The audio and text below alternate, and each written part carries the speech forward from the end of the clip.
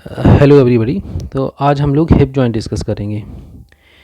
तो आपका competency based curriculum है, तो इसमें हिप जॉइंट में आपको कौन कौन सी कॉम्पिटेंसी जाना चाहिए। तो एज़ यूजुअल आपको ये पता होना चाहिए किस तरह का जॉइंट है ना, type of the joint, articulating surfaces क्या हैं, लिगामेंट्स कौन कौन से होते हैं, इसके रिलेशंस क्या हैं, मूवमेंट कौन कौन सी होती है, इसमें ब्लड सप्लाई क्या है, नर्व सप्लाई क्या है, और इसका अप्लाइड एनाटॉमी।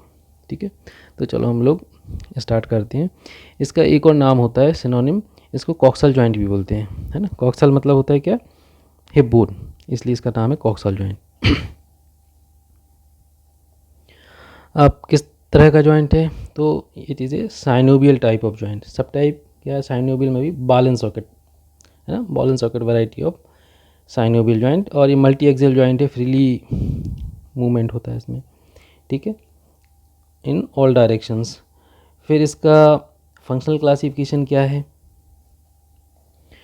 तो फंक्शनल क्लासिफिकेशन इट इज़ डाईआर्थरोसिस, मतलब फ्रीली मूवेबल, है ना।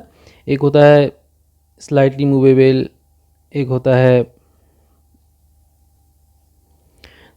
स्लाइटली मूवेबल, एक होता है नॉन मूवेबल।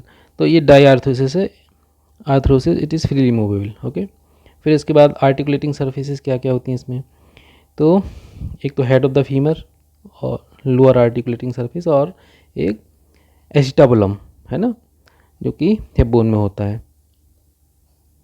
तो अब ये जो हेड ऑफ द फीमर है, it forms more than half of A sphere, ठीक है। ये जो हेड है, इसके ऊपर हाइलन कार्टिलेज जो है इसकी कवरिंग होती है, ठीक है। और सेंटर में से नीचे एक डिप्रेशन होता है, that is called as fovea capitis, ठीक।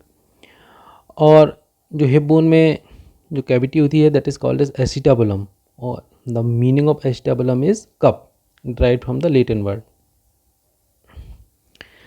और ये जो एसिटाबुलर फोसा है, इसके मार्जिन है, it is bridged by a ligament that is called as transverse acetabular ligament.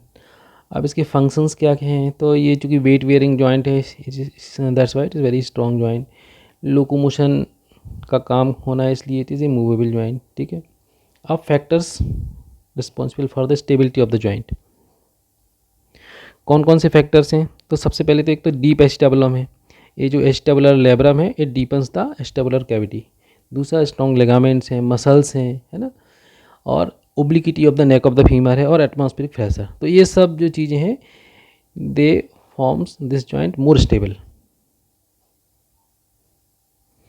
ठीक है। तो हम लोगों ने क्या क्या पढ़ लिया, हम लोगों ने पढ़ लिया किस टाइप का जॉइंट है ये, आर्टिकुलेटिंग सर्फेसेस पढ़ लिए हम लोगों ने, ठीक है, फंक्शंस पढ़ लिए, स्टेबिलिटी पढ़ ली। अब हम पढ़ते हैं लिगामेंट्स, ठीक है। What are the ligaments that are attach to this joint, ठीक है। तो सबसे पहले कैप्सुलर लिगामेंट। तो अब इस फाइब्रस कैप्सूल का अटैचमेंट कहाँ कहाँ पर होता है, ठीक है। तो जो एसिटाबुलम है ना, यहाँ पर जो है एक तो एसिटाबुलर लेब्रम में होगा, और फिर beyond the acetabular labrum to the hip bone, यहाँ भी इसका कैप्सूल का अटैचमेंट है, ठीक है। और फिर फीमर में कहाँ अटैचमेंट है, तो फ्रंट में कहाँ पर है, इंटरट्रोकेंटिक लाइन में, और बैक साइड में about 1 centimetre medial to the intertrochanteric crest. अब ये जो फाइब्रस कैप्सूल है ना, इसके कुछ इसमें मॉडिफिकेशंस भी होते हैं। इसमें दो तरह के फाइबर्स होते हैं, एक सुपरफिशियल फाइबर्स होते हैं, ठीक है, दे आर लॉन्गिट्यूडली अरेंज्ड, है ना, around the neck of the femur, है ना, they are called as retinacular fibres, ठीक है, and they carry retinacular vessels through the neck and head of the femur, ठीक। फिर एक सर्कुलरली अरेंज्ड फाइबर्स होते हैं, ठीक है, around the neck of the femur, they are deep fibres and they are called as zona orbicularis, ठीक है। अब इसमें आप देख सकते हैं कि ये जो साइनोवियल मेम्ब्रेन है, it invests inner surface of the capsule, ठीक है, acetabular labrum both sides, okay, but it is absent over the articular surfaces, ठीक है। इसके साथ साथ में ये जो राउंड लिगामेंट ऑफ फीमर है ना, इसको भी दोनों साइड से साइनोवियल मेम्ब्रेन इन्वेस्ट कर रही है, ठीक है। अब दूसरा लिगामेंट होता है एक इलियोफ्यूमरल लिगामेंट या लिगामेंट ऑफ बिग्लो, ये इन्वर्टेड वाई शेपेड लिगामेंट होता है, ठीक है, ये दिख रहा है inverted Y shaped ligament, and it is one of the strongest ligament of the body, one of the strong, not strongest, one of the strongest, ठीक है। अब सबसे स्ट्रॉन्गेस्ट कौन सा है, या बताना, होमवर्क। अटैचमेंट्स कहाँ पर है इसका, तो ऊपर की तरफ above it is attach to the anterior inferior iliac spine, ठीक है। और बिलो नीचे की तरफ इसका अटैचमेंट कहाँ पर है, इंटरटोकेंटिक लाइन में है। इसका लेटरल मार्जिन जो है थोड़ा सा ओब्लिक है, जबकि जो मीडियल मार्जिन है वो इसका कैसा है, ये इट इज़ वर्टिकल। अब ये जब टॉट होगा, है ना, तो it prevents backward falling of the trunk, ठीक है, because the line of gravity it passes behind the hip joint, okay, and it also prevents excessive extension, ठीक है। अब इसके जो मीडियल फाइबर्स होते हैं वो एबडक्शन को प्रिवेंट करेंगे, ठीक है, और इसके जो लेटरल फाइबर्स हैं वो एडक्शन को प्रिवेंट करेंगे। अब एक और थर्ड लिगामेंट होता है that is called as pubofemoral ligament, है ना। तो above it is attached to the iliopubic eminence, है ना, up to the membrane, up to the crest, and below it is merged with the anterior part of the capsule as well as this iliofemoral ligament। काम क्या है इसका, it prevents excessive abduction at hip joint, ठीक है। अब इन दोनों ligament के बीच में एक बर्सा होती है that is called as sauce bursa. अब एक और लिगामेंट होता है fourth ligament that is called as ischiofemoral ligament, ठीक है। it is comparatively weak ligament, है ना, और it covers posterior aspect, ठीक है। तो मीडियली ये कहाँ पर अटैच्ड है, medially it is attach to the body of the ischium, ठीक है, और laterally it is attach to the greater trochanter, it is twisted, ठीक है। इसके फाइबर्स जो होते हैं वो ट्विस्टेड होते हैं। Now next is the ligament of the head of the femur, ठीक है। इसको राउंड लिगामेंट भी बोलते हैं और लिगामेंटम टेरिस भी बोलते हैं, ठीक है। तो ये जो होता है इसका एक अपेक्स होता है, it is attach to the this fovea capitis, ठीक है, और एक बेस होता है, ये बेस जो होता है it is attach to the transverse acetabular ligament, ठीक है। थ्रू दिस लिगामेंटम टीरिस, है ना, एसिटाबुलर ब्रांचेस जो है वो हेड ऑफ द फीमर में जाती हैं, ठीक है, उसकी ब्लड सप्लाई होती है। फिर एक एसिटाबुलर लेब्रम होता है, इट इज़ फाइब्रोकार्टिलेजिनस रिम, ठीक है, that increases depth of the acetabulum. और फिर एक transverse ligament of the acetabulum होता है ना, it attach to the margins of this acetabular notch, ठीक है, and converts it into the a foramen। now coming to the relations of the hip joint, ठीक है। तो एंटीरियर रिलेशंस, ये इस तरफ एंटीरियर साइड है, ये पोस्टीरियर साइड, ये सुपीरियर है, और ये जो इन्फीरियर साइड, तो जो एंटीरियर साइड में जो है ये फीमोरल ट्रायंगल के सब रिलेशंस होंगे, ठीक है।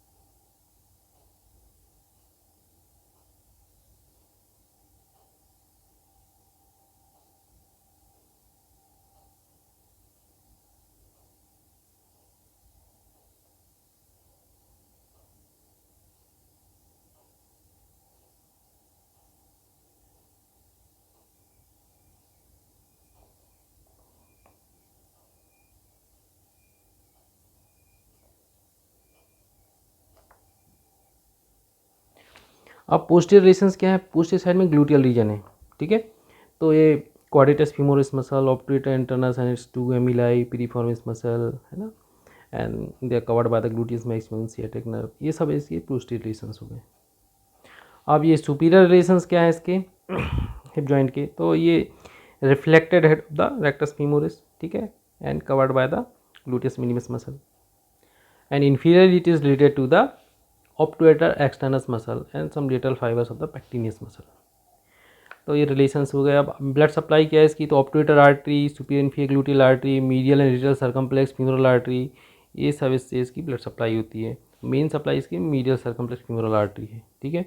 तो जो मीडियल और लेटरल सर्कम्प्लेक्स फीमोरल आर्टरी है, they form a articular arcade around the capsule, ठीक है, और उनसे रेटिकुलर जो ब्रांचेस हैं they supply to the intercapsular part of the neck as well as greater part of the head, ठीक है। और जो थोड़ा सा स्मॉल पार्ट बच गया उसमें एस्टिबुलर ब्रांचेस आती हैं ऑब्ट्यूटर आर्टरी की और मीडियल सर्कम्फ्लेक्स फीमोरल आर्टरी की। ये देखिए इसमें, तो ये जो है मीडियल और lateral circumflex femoral artery they form an arterial arcade, ठीक है, अराउंड द नेक। और इसकी रेटिनोकुलर ब्रांचेस ये नेक को सप्लाई करेंगी as well as major part of the head, ठीक है। जो छोटा सा पोर्शन बचेगा ये acetabular branches from the obturator artery और मीडियल सर्कम्फ्लेक्स फीमोरल आर्टरी, यहाँ से इसको सप्लाई होगा। अब नर्व सप्लाई क्या है, तो फीमोरल नर्व से होता है, ठीक है। फीमोरल नर्व से कौन सा पार्ट है, anterior part, through nerve to rectus femoris. Obturator nerve से medial part of the joint, accessory obturator nerve, फिर सुपीरियर ग्लूटियल नर्व से सुपीरियर पार्ट, और नर्व टू कॉर्डेटस फीमोरिस जो है it innervates back part of the capsule of the hip joint, ठीक है। Movement कौन कौन सी हैं, तो एक तो फ्लेक्शन एक्सटेंशन है around the transverse axis sagittal plane में, मतलब है ना, एंटीरियर पोस्टीरियर प्लेन में। फ्लेक्शन इलियोसॉस कराती है, एक्सटेंशन ग्लूटियस मैक्सिमस और हैमस्ट्रिंग मसल कराती हैं। फिर एक एडक्शन एबडक्शन मूवमेंट होती है, ये किस एक्सिस पर होगी, ये एंटीरियर पोस्टीरियर एक्सिस पर होगी, कोरोनल प्लेन में, ठीक है। एडक्शन एडक्टर मसल्स कराएंगे, एबडक्शन कौन कौन सी मसल्स कराएंगे, ये ग्लूटियस मैक्सिमस के अपर फाइवर्स और gluteus medius gluteus minimus muscle, ये एबडक्शन कराएंगे, ठीक है। फिर एक मीडियल रोटेशन लेटरल रोटेशन होता है।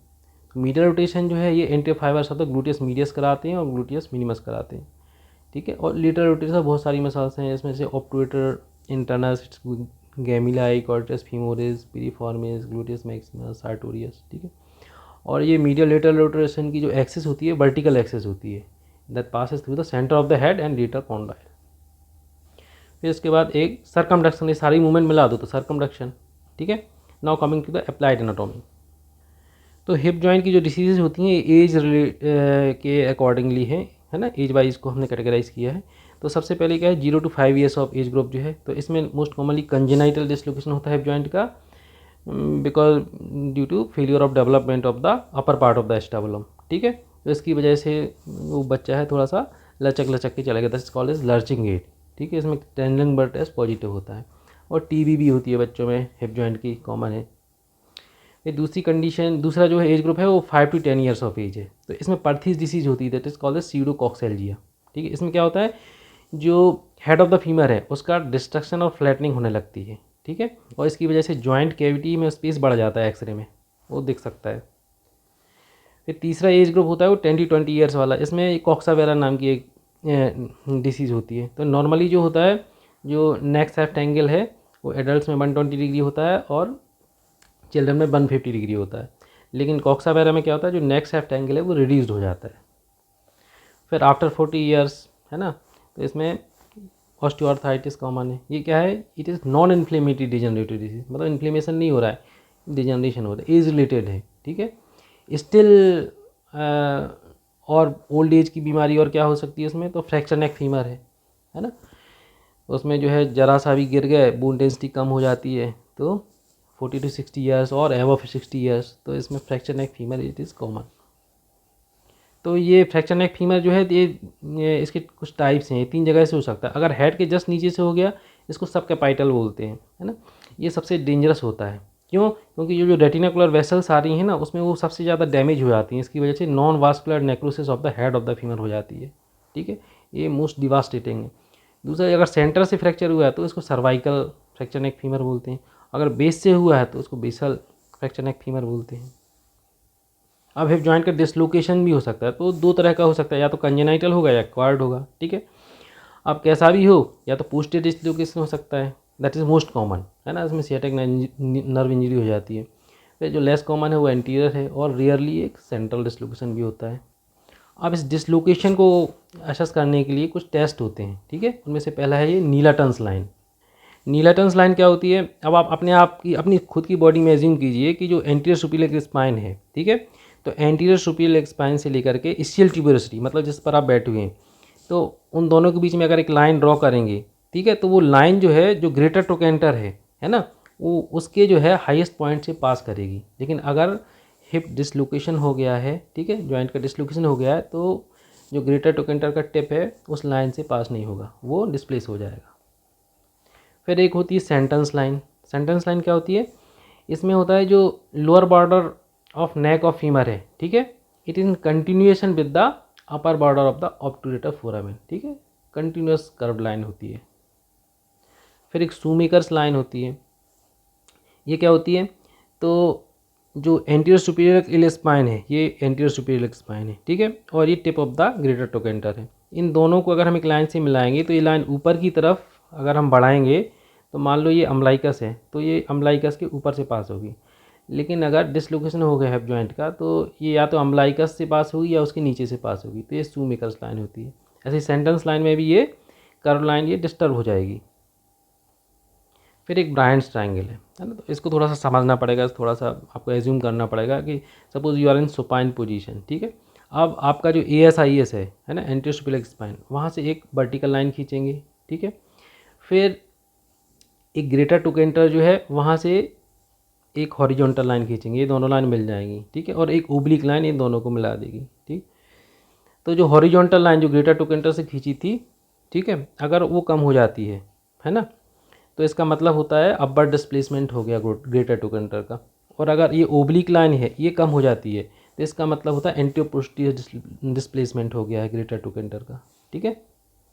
फिर एक रिफर्ड पेन होता है ना, क्या रिफर्ड पेन क्या, जो हिप जॉइंट है ऑब्टूरेटर नर्व से तो से इनर्वेट है और ऑब्टूरेटर नर्व नी जॉइंट को भी सप्लाई कर रही है, तो इसका रिफर्ड पेन नी जॉइंट में भी जाता है। तो कभी कभी जो है कन्फ्यूजन हो जाता है कि नी जॉइंट में पेन हो रहा है तो basically pathology in the hip joint, but knee joint is also affected without any pathology, है ना, तो वो जो है इसको रिफर्ड पेन बोलते हैं। अब अगर हिप जॉइंट में एब्सेस बन गई है ना, उसको एस्पिरेट करना है तो हम कैसे करेंगे, तो अगर सामने से एस्पिरेट कर रहे हैं तो एंटीरियर सुपीरियर स्पाइन जो है उससे 5 सेंटीमीटर नीचे से एस्पिरेट करेंगे नीडल डाल के। और अगर पीछे से साइड से कर रहे हैं है ना, तो then along the posterior margin of the greater trochanter यहाँ से उसको एस्पिरेट करेंगे। ये एक चीनीज़ लाइन भी होती है, ये क्या होती है, ये अगर एंटीरियर सुपीरियर स्पाइन दोनों साइड के हैं उन दोनों से एक लाइन पास करें और टिप ऑफ द ग्रेटर टोकेंटर है दोनों से एक और लाइन पास करें तो दोनों लाइन पैरेलल होती हैं। लेकिन अगर एक तरफ फ्रैक्चर नेक फीमर हो गया तो वो जिस तरफ फ्रैक्चर हुआ है उस तरफ आगे जाके कन्वर्ज हो जाएंगी, मिल जाएंगी। अब एक ट्रेंडलेनबर्ग साइन जो है ये भी फ्रैक्चर नेक फीमर में ही पॉजिटिव होता है ना। इसमें क्या होता है, ग्लूटियस मीडियमस और मीडियस हैं ये पैरालाइज हो जाती हैं, ठीक है। तो इसकी वजह से क्या होगा, जो पेल्विस है वो अपोजिट साइड में टिल्ट हो जाता है, ठीक है। तो ये हिप जॉइंट के बारे में, this is all about hip joint. Thank you.